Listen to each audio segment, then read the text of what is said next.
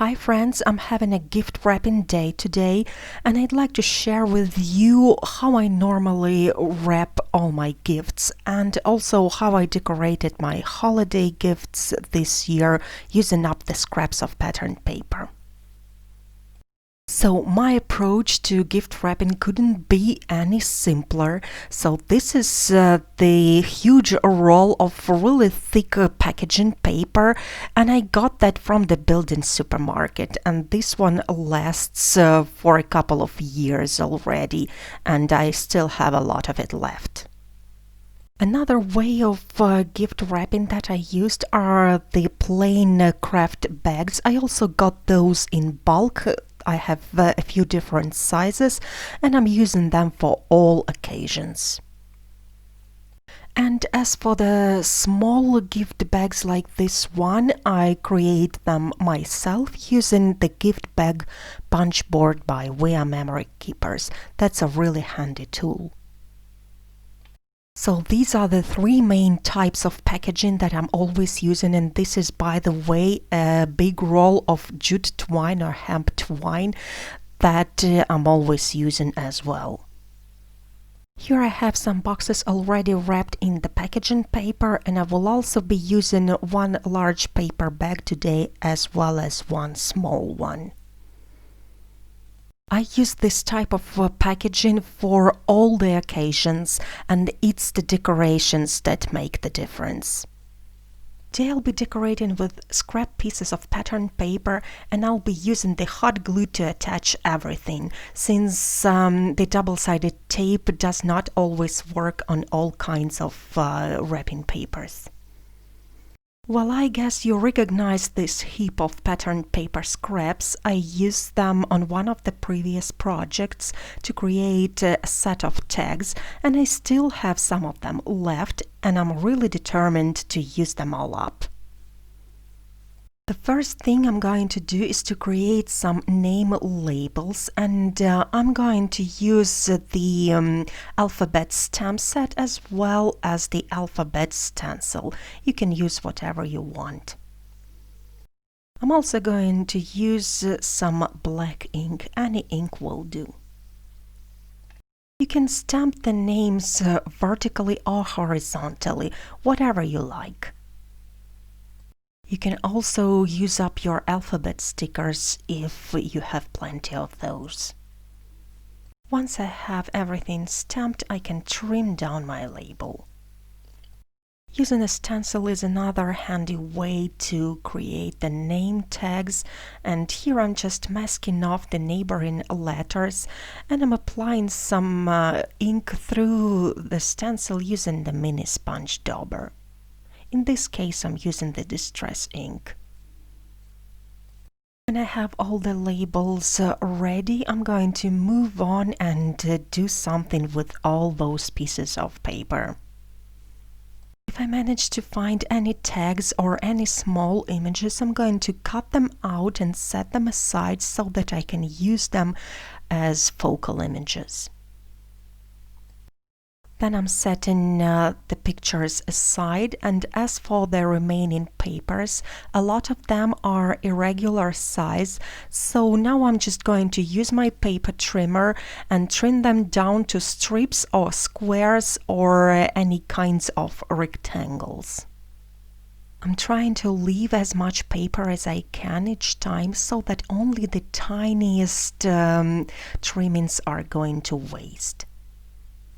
I'm also using my circle punch, and I punch out the circles out of the really small paper leftovers, and this way I'm really using the maximum of it. As I was trimming the papers, I roughly sorted them into light colors and bright colors, and here I have them separately. I also have my name labels and the pictures and the punch out circles as well. And now the fun part. I'm going to create some collages using all those pieces of paper. Another handy tool that I'm going to use besides my hot glue gun is the little paper distresser. If you don't have it, you can use the edge of your scissors to distress the edges of papers. This is going to give this tag some more texture, and it's also going to hide some imperfections. And now I'm sticking down the pieces of paper right onto the wrapped box one by one. To create more texture, I'm using either a paper distresser or I'm tearing off the very edges of the paper. The approach is very freehand. You are basically just playing around, arranging the pieces on a surface, and then you can start sticking them down. You can also change your mind at any point. So here, for instance, I decided to go without the tag. I'm starting with the larger pieces normally, and then I'm moving on to the smaller ones. Just don't forget to attach your name tag. As a very last touch, I'm going to add a few punch-out circles, and they are going to balance out everything. Of course, you can add as many or as few as you want to. There is no right or wrong here. The first box is now ready, and I'm going to move on to the paper bag. I'm using exactly the same approach here. So first I'm just laying out some pieces on a surface and roughly defining my composition, and then I start sticking them down and decide if I want to add anything. And then I'm going to stick down all the pieces with the hot glue gun. By the way, you can find the list of supplies that I'm using down below in the description, as well as on my blog, if the items are still available.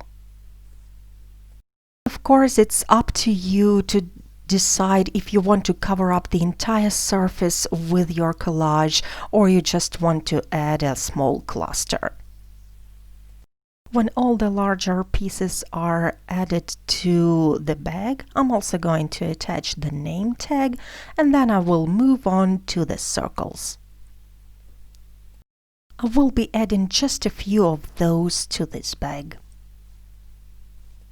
Another tool that I quite often use for the gift wrapping is a punch. So in this case, I'm going to punch out a couple of holes at the top of the bag to fit the string through.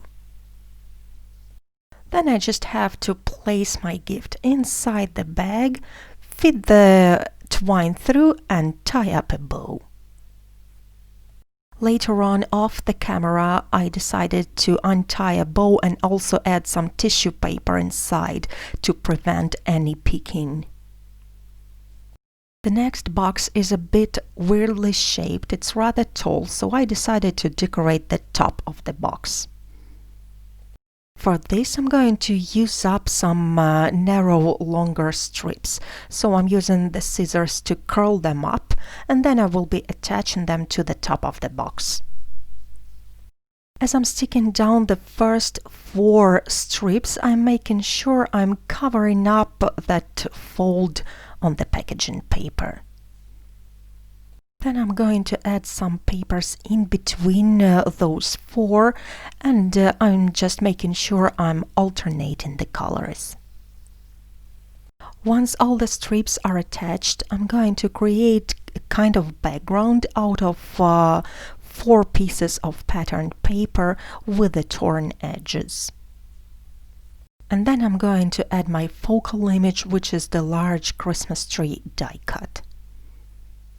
And then I'm also going to add a few of the circles, and this way all my gifts will look as one set. And then I decided to add a few circles onto each side of the box as well. Basically, I'm just going with the flow, enjoying the process, doing whatever I like. And now one more box is finished, so let's move on to the next one. This one is not particularly large, so I'm going to cover up one side of the box almost completely. So I keep sticking down the papers and the tags, and I also have that part of the clock image, which is perfectly fine. I'm going to cut it out, distress it, and add it to my collage. Then I am attaching the name tag and moving on to the smaller elements. This time I'm going to add a bunch of sentiment strips, which were also the part of different patterned paper pads. The papers I'm using are from different pads, different producers, and they were released at different times, but they all seem to go together quite nicely. As always, I'm adding a few circles at the end, and now I can call this box done. I really like how this one turned out. And now let's go ahead and decorate the last gift bag. This is the one that I made myself out of craft pattern paper, so it is kind of already decorated, but I'm still going to add a name tag plus a few smaller elements to keep the consistent look of all the gift boxes. And this is how this one turned out. Now let's have a quick look at all the projects that I have created today. There is always something special in holiday gift wrapping, and of course the fact that you are using up the scraps of your papers makes it even more satisfying. At this point I still have some of the papers remaining, but these are really the last ones.